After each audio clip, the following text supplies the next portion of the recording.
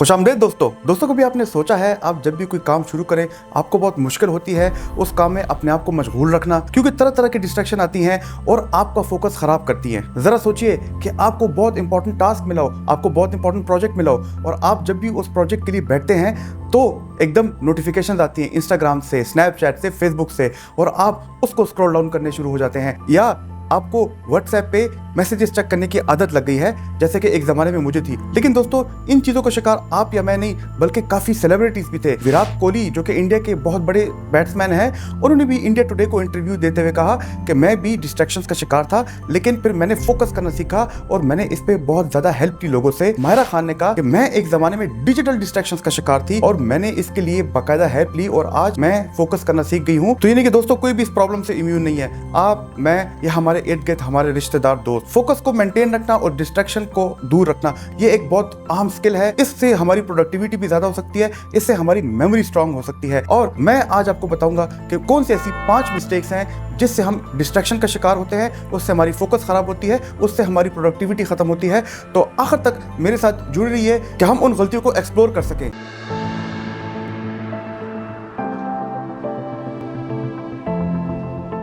मेरा नाम है डॉक्टर अली मुफ्ती, मैं एक माहिर नफ्सियात कंसल्टेंट साइकियाट्रिस्ट हूं। Welcome to my infotainment channel. दोस्तों हम एक बहुत तेज दुनिया में रहते हैं जो कि बार बार तेजी से चेंज हो रही है। इस तेज दुनिया में फोकस रहना एक बहुत मुश्किल काम है। अपने आप को डिस्ट्रैक्शन से दूर रखना बहुत जरूरी है, क्योंकि हमारे इर्द गिर्द बहुत ज्यादा इंफॉर्मेशन है और स्पेशली ये जो डिजिटल एज आ गई है, ये जो स्क्रीन हमारे साथ आ गई हैं, इसकी वजह से हम बहुत इजीली डिस्ट्रैक्ट हो सकते हैं। लेकिन आजकल के दौर में फिर भी हम अपनी फोकस को इंप्रूव कर सकते हैं, मेंटेन रख सकते हैं। आज इस वीडियो में मैं आपको चंद ऐसी बातें बताऊंगा जिसकी वजह से हम बहुत ज्यादा प्रोडक्टिव रह सकते हैं, बहुत एफिशिएंट रह सकते हैं और अगेन जिसकी वजह से हमारी प्रोफेशनल, पर्सनल और हमारी लाइफ क्वालिटी जो है बेहतर हो सकती है। आगे जाने से पहले दोस्तों मैं आपसे रिक्वेस्ट करूंगा कि हमारे चैनल को जरूर लाइक कीजिए, सब्सक्राइब कीजिए। अगर आपको इन्फॉर्मेशन फायदेमंद लगी है लोगों के साथ शेयर कीजिए, नीचे दिए गए कमेंट बॉक्स में जरूर कमेंट दीजिए। एक नंबर आपके पास आ रहा होगा व्हाट्सएप में, इसमें आप हमसे जरूर अपनी राय का इजहार कर सकते हैं। दोस्तों पहले तो मैं आपको ये बताना चाहूंगा कि आजकल इस डिजिटल दुनिया में अपना फोकस को बरकरार रखना, मेंटेन करना बहुत मुश्किल है। जब सोशल मीडिया बार बार आपको पुल कर रहा हो एंडलेस स्क्रॉलिंग की तरफ, यहाँ पे हमारा जहन स्ट्रगल करता है कंसंट्रेशन में। इसके लिए हमें ऐसे तरीके ढूंढने पड़ेंगे कि जिसकी वजह से हमारा फोकस और प्रोडक्टिविटी ज़्यादा हो। इसमें से एक बहुत अच्छी स्ट्रेटेजी ये है कि जब भी हम कोई काम शुरू करें, कोई टास्क शुरू करें, हमारे पास एक क्लियर प्लान हो और वो प्लान ऑर्गेनाइज्ड हो। उसके लिए बहुत ज़रूरी है कि प्लान हमारे पास चॉक आउट हो, आपने वो प्लान पहले से लिखा हो, क्योंकि जब आपको पता होगा कि प्लान मैंने लिख लिया, मेरा क्या प्लान है, मैंने क्या टास्क करना है, तो इससे आपके जहन को ये पता चलेगा कि आप रैंडम इंटरनेट ब्राउजिंग नहीं करेंगे, आप रैंडम ऐप्स पे अननेसेसरी स्क्रॉलिंग नहीं करेंगे। एक बहुत मशहूर रिसर्च हुई थी नीर एयल ने, उन्होंने इंटेंशन प्लान को हाईलाइट किया था कि जब भी आप पहले से कोई टास्क को प्लान करते हैं तो इससे आपका जहन खुद ब खुद डिस्ट्रैक्शन को अवॉइड करता है। उन्होंने अपनी रिसर्च में ये भी सजेस्ट किया कि आप अपने प्लान को बनाते वक्त उसका एक स्ट्रक्चर्ड स्केड्यूल भी बनाएं और आप जितने भी कैलेंडर टूल्स हैं उनका इस्तेमाल करें। इसकी वजह से सिग्निफिकेंटली आपका फोकस और प्रोडक्टिविटी इंप्रूव होगा।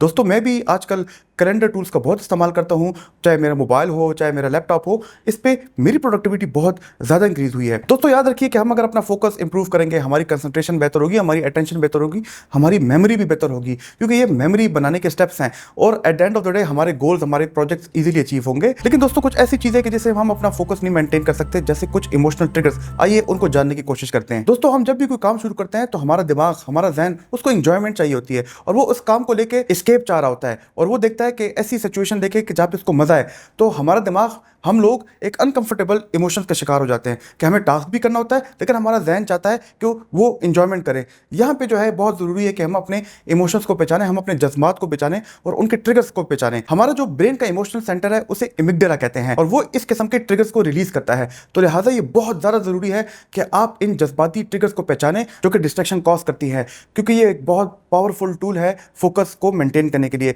ये एक रिसर्च हुई थी जिसका जिक्र है एक बुक में, the upside of your dark side, जो कि टॉड कैशडन और रॉबर्ट बिस्वास ने लिखी थी। उन्होंने अपनी किताब में लिखा कि ऐसे इमोशंस जिसमें टॉप 3 पे आते हैं कि जब भी हम कोई टास्क करते हैं उसमें बोर्डम, एंग्जाइटी और सेल्फ डाउट आते हैं, जो कि आपके टास्क करते वक्त आपकी डिस्ट्रैक्शन कॉज करते हैं। और अगर हम इन जज्बात को पहचान लें कोई भी टास्क करते वक्त और इनको इग्नोर ना करें बल्कि इनको एक्नॉलेज करें, इनके साथ मुकाबला करने की तैयारी करें, जो कि मैं आपको आगे जाके बताऊंगा, तो हम अपने फोकस को बहुत अच्छे तरीके से मेंटेन कर सकते हैं, क्योंकि इन जज्बात के साथ आगे और नेगेटिव इमोशंस भी रिलेटेड हैं। तो लिहाजा मैं जो बार बार कहता हूँ कि इन इमोशंस को हमने प्रोसेस कैसे करना है।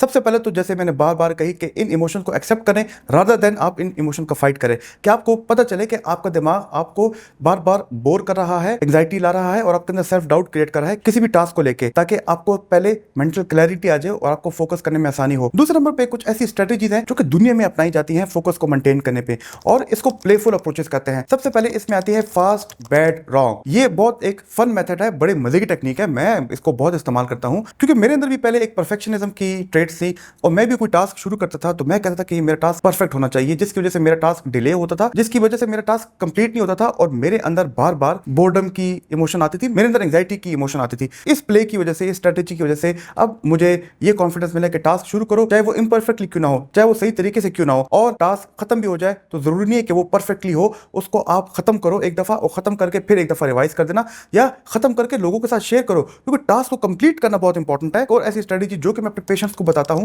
वो है फियर सेटिंग टेक्निक, क्योंकि मैंने ये भी देखा है कि जो भी लोग अपना प्रोजेक्ट शुरू करते हैं, अपना टास्क शुरू करते हैं, उनमें एक सेल्फ डाउट होती है कि क्या मैं ये कर पाऊंगा, क्या मुझसे एक होगा पूरा, और अगर मैंने ये काम कंप्लीट कर लिया तो लोग मेरे बारे में क्या कहेंगे। इसके लिए मैं लोगों को कहता हूं कि आप इस प्रोजेक्ट को लेकर अपनी वर्स्ट सिचुएशन को सोचें कि अगर आपका प्रोजेक्ट कंप्लीट हो जाए और चले खराब भी हो जाए तो लोग बुरे से बुरा क्या कहेंगे। तो यानी कि उनको वर्स्ट सिनेरियो में जब ले जाके उनकी एक फियर सेटिंग कराता हूं और उनको कहता हूं अब अपना टास्क शुरू करें, एक तो उनकी कंडीशन हो जाती है उस फियर और वर्स्ट सिचुएशन के साथ, दूसरी उनको पता है कि कम से कम वो अपने वर्स्ट परफॉर्मेंस नहीं देंगे, वो इससे बेहतर ही परफॉर्म करेंगे। इससे उनके अंदर जो इमोशन है सेल्फ डाउट का, वो खत्म हो जाता है। तो दोस्तों ये बड़ी जरूरी है कि आप अपने इमोशंस को पहचानें, उनको एक्नॉलेज करें और उनको डिस्ट्रैक्ट करें रादर देन कि आप खुद डिस्ट्रैक्ट हो। लेकिन इससे ज्यादा भी जरूरी है कि दोस्तों हमारे अंदर एक चीज होती है जिसको अटेंशन रेजिड्यू कहते हैं, जो कि मल्टीटास्किंग की वजह से आती है। आए इससे जाने की कोशिश करते हैं। दोस्तों कभी आपने नोटिस किया कि जब आप एक टास्क से दूसरी टास्क पे जाएं तो आपका फोकस एकदम शिफ्ट हो जाता है, लेकिन आपका उस नए टास्क पे दूसरे टास्क पे एकदम फोकस नहीं जाता, बल्कि कुछ देर पुराने टास्क पे भी आपका फोकस रहता है। ये क्यों होता है? ये एक कॉन्सेप्ट है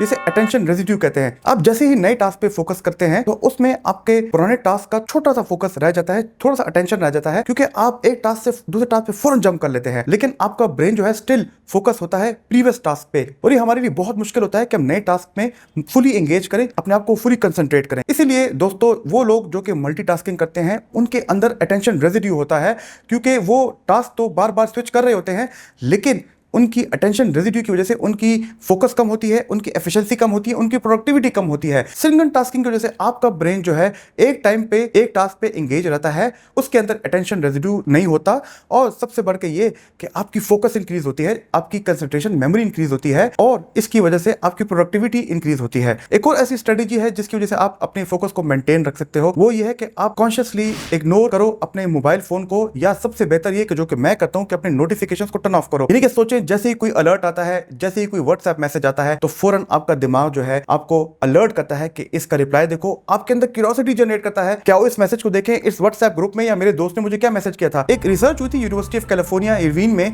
जहां पे उन्होंने ये रिवील किया था जब भी आप सोशल मीडिया की तरफ जाएं, जब भी आप कोई मैसेज देखें या इंस्टाग्राम देखें अपने टास्क को छोड़ के, तो वापस अपने टास्क पे जब आप आते हैं तो करीबन 23 मिनट लगते हैं कि आप अपने टास्क पे फोकस को रिगेन करें। लेकिन ये भी बहुत जरूरी है कि हमारे काम करने के तरीके कैसे होते हैं और वो कितने स्ट्रक्चर्ड हैं, ये भी मैं आपको बताता हूं नेक्स्ट सेक्शन में। दोस्तों क्या आपको पता है कि जब भी आप कोई काम करते हैं, कोई प्रोजेक्ट करते हैं, कोई टास्क करते हैं, अगर आप उसको इफेक्टिव वे में उसको तोड़ दें, उसको स्ट्रक्चरली उसमें ब्रेक्स लें, तो इसकी वजह से आपकी प्रोडक्टिविटी ज्यादा होगी। द ड्रॉजियम ग्रुप ने एक रिसर्च की थी और उन्होंने देखा कि जो कामयाब लोग हैं वो 52 मिनट तक मुसलसल काम करते हैं और उसके बाद 17 मिनट की ब्रेक लेते हैं, और जब वो ब्रेक लेते हैं वो मुकम्मल अपने काम से लाताल्लुकी करते हैं और बिल्कुल अपने आप को रिलैक्स करते हैं। इसको साइकिल ऑफ फोकस कहते हैं। इस साइकिल का ये कमाल है कि इसमें आप काम भी बहुत ज्यादा करते हैं, लेकिन इसमें आपको रेस्ट भी बहुत अच्छे तरीके से मिलती है। ये नेचुरल रिदम है और इससे आप अपना काम बहुत अच्छे तरीके से मैनेज कर सकते हैं। तो दोस्तों ये भी मैं बताता चलूं कि जरूरी नहीं कि आप 52 मिनट ही काम करें, हो सकता है आप 1 घंटा काम करें और 15 मिनट ब्रेक लें, हो सकता है कि आप 45 मिनट काम करें और 14 मिनट ब्रेक करें। इसको कहते हैं पर्सनलाइज्ड वर्क स्ट्रेटजीज।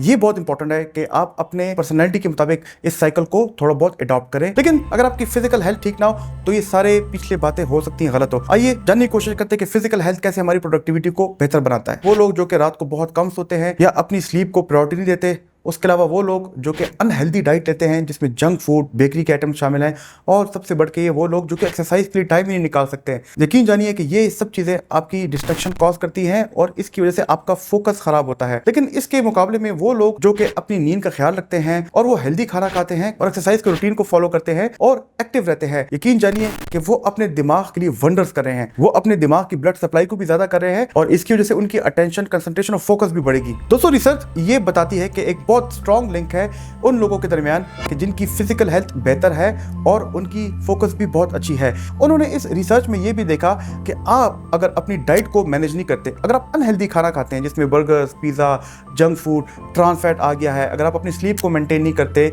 और अगर आप अपनी लाइफस्टाइल का ख्याल नहीं रख रहे, तो यकीन जानिए कि ये मेजर डिस्ट्रैक्शंस कॉज करती हैं। तो अगर आप भी इन चीजों का शिकार हैं तो आपके लिए एक बहुत सिंपल प्लान है जिसको मैं भी फॉलो करता हूं। कम से कम कोशिश कीजिए कि आप 7 से 9 घंटे की नींद लें और ये नींद रात की होनी चाहिए, दिन में मत सोए। और बैलेंस डाइट लें जिसमें अनसैचुरेटेड फैट्स हो, उसमें अनरिफाइंड कार्बोहाइड्रेट्स हो, प्रोटीन्स हो और वेजिटेबल्स हों। एक्सरसाइज की रेगुलर रूटीन को अपनाएं, दिन में कम से कम आधा घंटा निकालें और अपनी बॉडी को दें। ये बहुत ज्यादा जरूरी है कि वो लोग जो कि मॉर्निंग वर्कआउट्स करते हैं, मॉर्निंग में एक्सरसाइज करते हैं, उनकी सारा दिन एनर्जी बहुत बूस्टेड रहती है और उनकी फोकस करने की एबिलिटी सारा दिन बहुत अच्छी रहती है। ये भी बहुत जरूरी है कि आप लेट नाइट एक्टिविटीज को बिल्कुल अवॉइड करें क्योंकि ये आपकी नींद को खराब कर सकता है और आपको स्लीप डिप्रीवेशन में ले जा सकता है, जिसकी वजह से आपकी फोकस, प्रोडक्टिविटी खराब हो सकती है, आपकी याददाश्त खराब हो सकती है। लेकिन इन सब बातों को लेकर हमें थोड़ी सी एक्स्ट्रा एफर्ट करनी पड़ेगी क्योंकि थोड़ी सी बोरिंग है और हमें अपने आप को सेल्फ डिसिप्लिन के असूल पे ले जाना पड़ेगा, क्योंकि अगर हम ये नहीं करेंगे तो हमारी यकीन जानिए कि ब्रेन हेल्थ बहुत बुरी होगी। अगर आप अपनी हेल्थ को प्रायोरिटी बनाएंगे तो आपका काम खुद ब खुद बेहतर होगा, आपकी फैमिली भी बेहतर होगी और इससे आपकी फोकस और प्रोडक्टिविटी बेहतर होगी। दोस्तों, कैसे लगी आज की वीडियो? हमने बात की कि डिस्ट्रैक्शन क्या चीज होती है, कैसे हम डिस्ट्रैक्शन को अवॉइड करें और हम ट्रैक्शन को फॉलो करते हुए अपनी फोकस, प्रोडक्टिविटी, अपनी मेमोरी और अपनी ज़िंदगी को कैसे बेहतर बना सकते हैं और हम कैसे कामयाबी की तरफ जा सकते हैं। अगर ये वीडियो आपको बेहतर लगी तो ज़रूर अपने करीबी लोगों के साथ शेयर कीजिएगा। और दोस्तों, इसमें मैंने स्लीप का जिक्र किया है, ये वाली वीडियो देखना, लेकिन इसके साथ मैंने कुछ ऐसे खानों का भी जिक्र किया है जो कि आपके दिमाग को नुकसान देते हैं। ये वाली वीडियो देखना, ये भी आपको बहुत ज़्यादा फायदा देगा। दोस्तों, मेरी कोशिश है कि इन वीडियोज़ के जरिए आपके अंदर साइकोलॉजिकल रेजिलियंस लाऊं और आपकी पर्सनैलिटी को बेहतर बनाऊं। हमारे इस सफ़र में हमारे साथ जुड़े रहिए। खुदा हाफिज़।